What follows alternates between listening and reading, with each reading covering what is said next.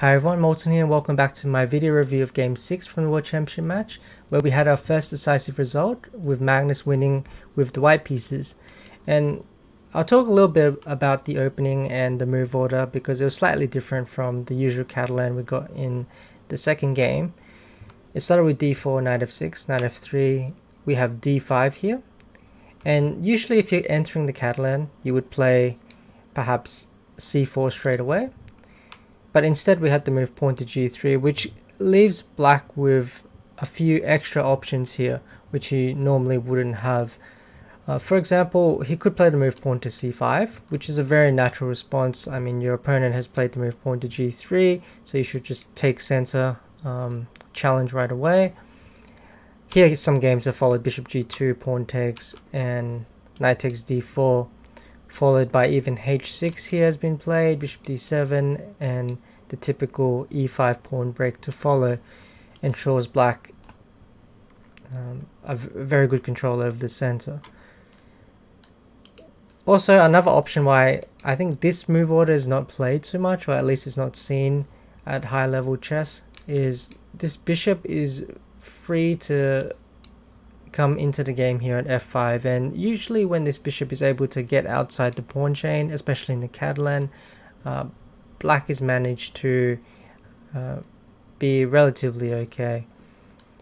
Instead, Nepomniachtchi decides to stick with his preparation and just plays the move pawn to e6 and says, okay, you can play the move pawn to c4 now, I'll get a direct transposition and everything should be fine. We should be back in game 2 again. But instead, Magnus has other plans, so he plays bishop g2, and after bishop e7, castles, tries to deviate with the move pawn to b3, which should come as no surprise at this point in time because Magnus is often choosing not always the most popular move, but maybe a couple of moves down, even ones which people have rarely ever seen played. And this is what we're going to get in this particular match. After the move pawn to b3, we had to move pawn to c5.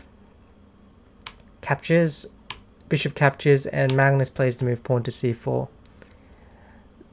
Already we're going to relatively new territory, and after a few more moves, queen c2.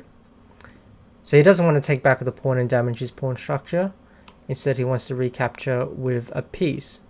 But here, instead of playing queen takes c4, which is losing a little bit of time for white, it's hard to believe that white has any advantage after this, Magnus comes up with a very interesting novelty, which is the move knight b to d2. And this is often the case at this sort of level because both players are so well prepared that going into main lines, it's very hard to catch your opponent out of book or even relatively surprise them at all. So at this level, they're trying to create some sort of practical problems over the board. This is something Ian may never have seen before, and it's a very new idea, never been played before, so he has to come up with something over the board. There are many ways for black to go wrong, by the way. For example, he shouldn't play the move pawn to b5. It's very, very dangerous to play such moves because already we see the move knight to g5 opening up an attack on the rook. And here, if bishop b7, you can actually throw in this in-between move, bishop to b2. And now the threat of bishop takes f6 followed by queen takes on h7 is very, very strong. You don't have time to play h6. Nor can you play knight d7. And it's tough here for black already to find a move. So instead of b5, other options is obviously pawn takes on b3. But this would have been, of course, the first move that Magnus would have spent a lot of time looking at. So if you're caught in something you're not expecting, often you don't want to go into the main line, especially if it's a obvious gambit here, which white has spent a lot of time analyzing. For example, knight takes b3, the game might follow. Okay, bishop b6, we have a4, bishop a3 is coming with excellent position for white. And if bishop d6, then I believe white's plan is just to play the move knight to d4. And often is the case in these Catalan positions, we're looking to use these open files, the b file, the open bishop, to put pressure on black's queenside And despite the pawn deficit, we will probably win the pawn back if we exert enough pressure. For example, with the game I continue pawn to e5, knight to b5, and here, for example, knight to c6 might be met by bishop takes, pawn takes, queen takes, and black is in a little bit of trouble because he has to find ways to defend his pieces. If, for example, black plays the move pawn to a6 instead, then white may be looking at ideas such as knight a5, putting pressure with rook b1 to follow on this b7 pawn, and we see that the knight would drop back to c4, and white has the typical sort of compensation in the Catalan where you put pressure on black's queen side, stop this light square bishop from easily developing into the game.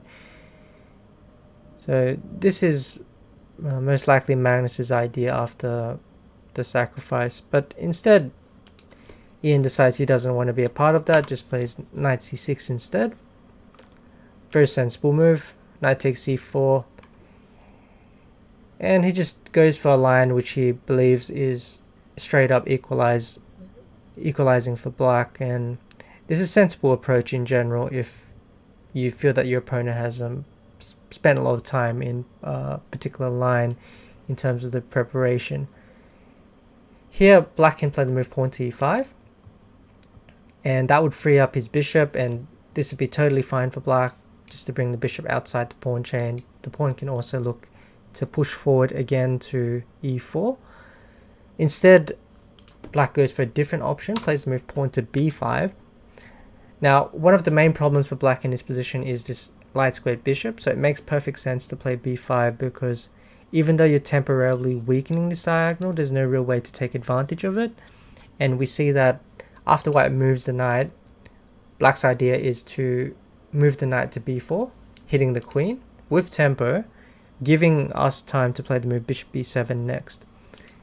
So queen b2 follows, we have bishop b7, pawn to a3, knight to c6, and objectively speaking, the position is equal, and the engine also agrees, but it's not always easy to defend these positions, even though it's objectively fine, because there's always a little bit of pressure which you need to watch out for, especially after the move bishop g5 here, rook d8, and Magnus decides to go for the double pawns right away, plays the move bishop takes f6, g takes f6. So in exchange for the weakened pawn structure, black gets the bishop pair and should still be absolutely fine. Rook to c1, knight d4, and we get some exchanges of pieces here.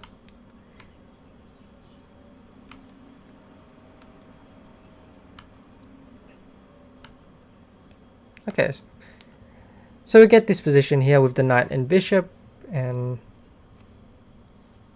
this slightly weakened pawn structure for black. So there are some long-term chances for white, but objectively speaking, it's still fairly balanced. Rook d1, rook d2.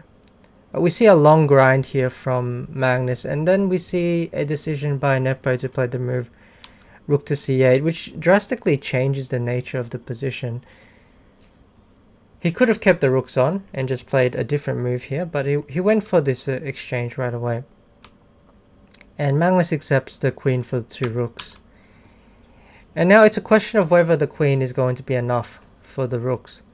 White's pawn structure is relatively intact, and he doesn't have any obvious weaknesses to attack, so it should be absolutely fine for white. And we find that as the game progresses on, we see that the two rooks become a lot easier for white to play, and it's very hard for the queen alone to protect all the pawns, especially when white has no passed pawns, or no pawn weaknesses I should say, to attack. h4, h5, king h2, bishop b2, offering an exchange. So black wants white to take, and then black will capture the knight. And here, even though we're defending everything, white's rooks are very passive, So we don't want our pieces to be too passive here. So Magnus goes for rook c5.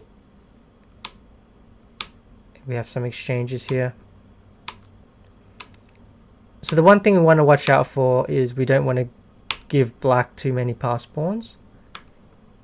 The 2 pawns here on the queen side should even each other out.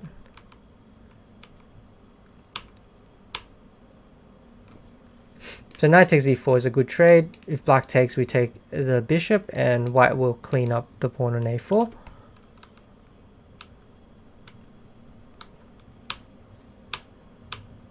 So this a pawn, the problem is it's very hard for black to really mobilize this and use this to his advantage. And already I feel like black should be looking to just completely equalize and hold a draw here if you can, because long term there's going to be many problems, just the pawn weaknesses everywhere.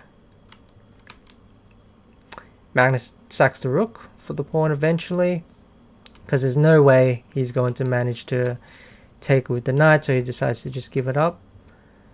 Queen takes in h4, king goes back, queen goes back. So we have a trade here, the a pawn for the h pawn.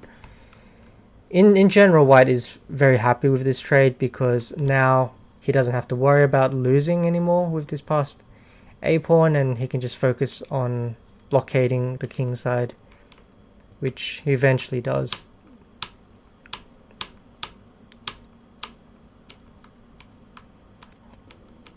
And we have a long grind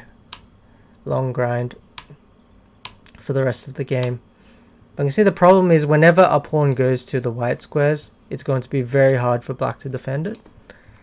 And sooner or later, white will just keep everything defended. White only has to defend this pawn really, and perhaps this square. But eventually, because he has so many pieces, he's just going to put pressure and win one of these pawns.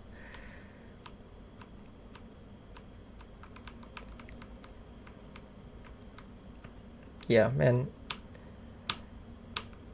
yeah, eventually we get a mistake and white picks up f5, queen d3, and now we get another rook sacrifice in order to win the bishop on a7 as well. So without the bishop, the position becomes a whole lot simpler. White's never going to lose his position, and only white has a winning chances really. We just need to trade off perhaps a pawn and start pushing.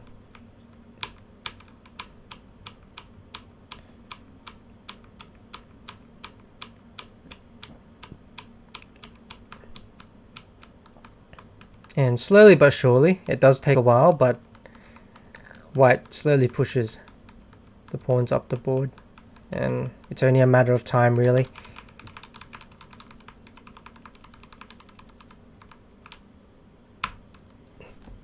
And Magnus wins because he's just promoting the e-pawn later on, and there's just not enough checks for black because white just has too many pieces. If you keep checking, the king would just rotate slowly around to the back rank, and there's not much you can really do about it.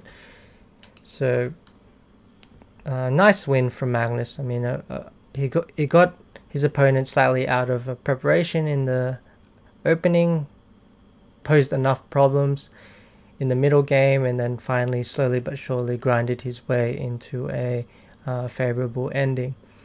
So this completely changes the match dynamics, because I feel that now Nepo has to be a lot more aggressive in the coming matches, but he has to balance it out at the same time. He has to definitely go for the white pieces a little bit more next game, so we'll see what he does. But I'm expecting a very interesting matches for the remaining games, and we'll see what both players choose in terms of opening choices. So I hope you enjoyed this video. Thanks for watching, and I'll catch you on the next one. Take care.